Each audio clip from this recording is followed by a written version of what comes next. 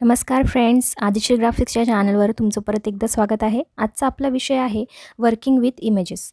तर इमेजेस कशी ॲड करायची आपल्या डिझाईनमध्ये, त्यांना क्रॉप कसं करायचं, अपलोड कसं करायचं, त्याबद्दल सर्व काही. तर सर्वात आधी आपण बॅकग्राऊंड कलर घेऊया. आपण ग्रेडियंट कलर घेऊ शकतो कुठल्याही रंगाचा, किंवा तुम्ही सॉलिड कलर्ससुद्धा घेऊ शकता, म्हणजे प्लेन कलर्स. तर मी हा पिवळा रंग घेणार आहे. आता बॅकग्राऊंड कलर आपण दिला आहे. आता यामध्ये आपण ॲड करूया कुठलेही इमेजेस. तर त्यासाठी एलिमेंट्समध्ये जायचं. तिथे तुम्हाला ज्या प्रकारचं फोटो, पिक्चर, इमेज हवं आहे ते तुम्ही तिथे लिहू शकता. मी लिहिते स्माइलिंग गर्ल. तर असं लिहून सर्च केल्याबरोबर मला तिथे ग्राफिक्स किंवा फोटोज या कॅटेगरीमध्ये भरपूर इमेजेस आलेले आहेत. ग्राफिक्समध्ये जनरली बघा असे ॲनिमेटेड कार्टून स्केचेस असतात, जी तेवढी रिअल वाटत नाही, पण तेवढीच ती अट्रॅक्टिव्ह पण असतात. फोटोजमध्ये रिअल इमेजेस असतात. यापैकीच आपण कुठला तरी एक चूज करून घेऊ.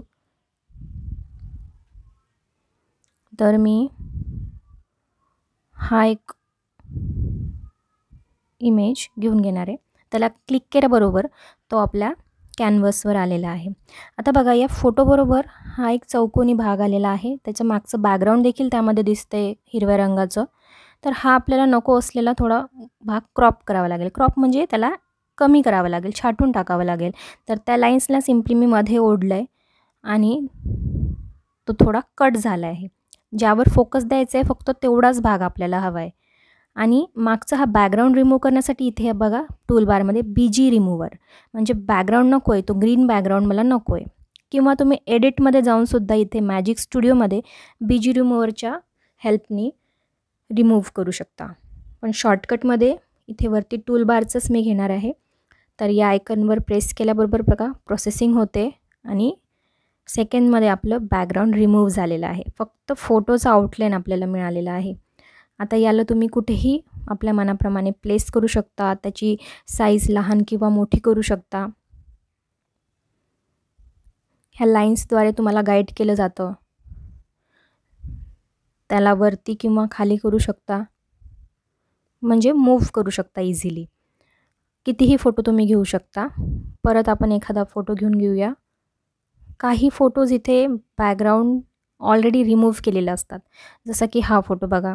आता यामध्ये कुठलाही बॅकग्राऊंड नाही आहे, फक्त त्या मुलीचं आउटलाईनच दिलेली आहे तिथे. तर त्याची आपल्याला बॅकग्राऊंड रिमूव्ह करायची काहीच गरज पडणार नाही. असे देखील काही फोटो असतात. आपण बॅकग्राऊंड सहित असलेला फोटो घेऊया.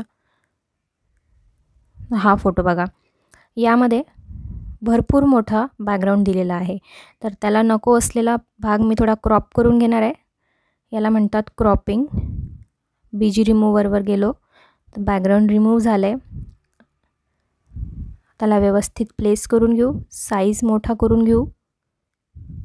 आणि टूलबारमध्ये आणखी एक ऑप्शन आहे फ्रेंड्स, फ्लिप नावाचं, म्हणजे त्याची दिशा तुम्हाला चेंज करता येईल. फेसची दिशा, जसं हॉरिझॉन्टल फ्लिप आणि वर्टिकल फ्लिप. आता ही मुलगी डावीकडे बघते. आपण जर हॉरिझॉन्टल फ्लिप केलं तर बघा ती उजवीकडे बघायला लागली, म्हणजे आपण त्याची दिशा चेंज केली. हा देखील ऑप्शन इथे मिळतो आहे आपल्याला. तो आपण इमेजवर इझिली यूज करू शकतो. आता एक पेज परत मी ॲड केला आहे. आता आपण शिकणार आहोत अपलोड म्हणजे काय.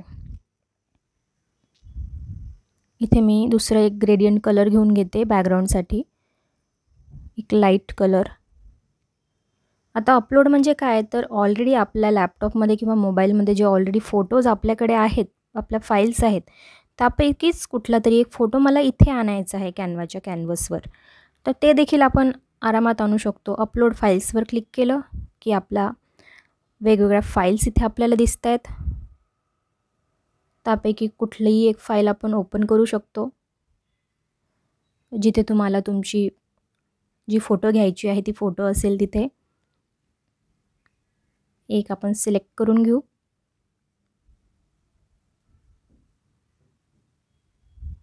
इथे तुम्ही फाईल नेमनी देखील सर्च करू शकता.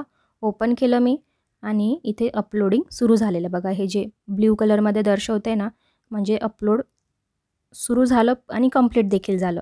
आणि तो फोटो तिथे आल्याबरोबर त्याला मी क्लिक करून कॅनव्हसवर आणलं. खूप सोपं आहे हे.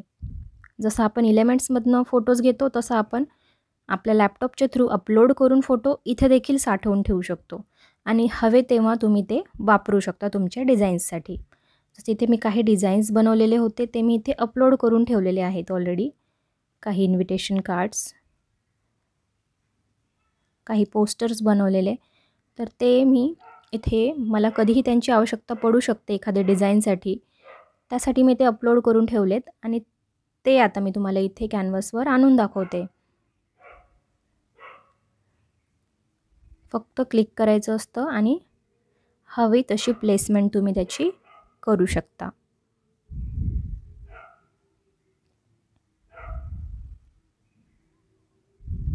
एका कॅनव्हासवर जेवढे फोटो व्यवस्थितरित्या मांडता येतील तेवढे फोटोज आपण घेऊ शकतो.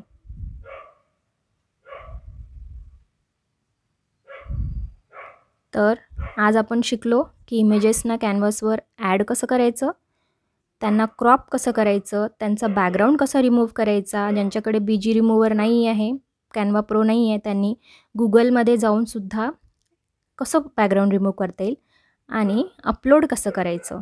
आता आपण तयार केलेले हे जे 2 फाईल पेजेस आहेत त्यांना आपण डाउनलोड करून घेऊया. पेज सिलेक्ट करून घ्यायचं आणि डन करायचं आणि खाली डाउनलोडवर क्लिक करायचं. काही सेकंदात आपलं डाउनलोड प्रोसेसिंग कंप्लीट होऊन जाणार आणि आपल्या लॅपटॉपमध्ये सेव्ह होऊन जाणार. तर कसा वाटला तुम्हाला आजचा हा व्हिडिओ? नेक्स्ट व्हिडिओमध्ये आपण शिकणार आहे इमेजेसना एडिट कसं करायचं. व्हिडिओ आवडला असेल तर माझ्या या व्हिडिओला लाईक करा, भरभरून शेअर करा आणि सबस्क्राईब देखील करा. Thanks for watching.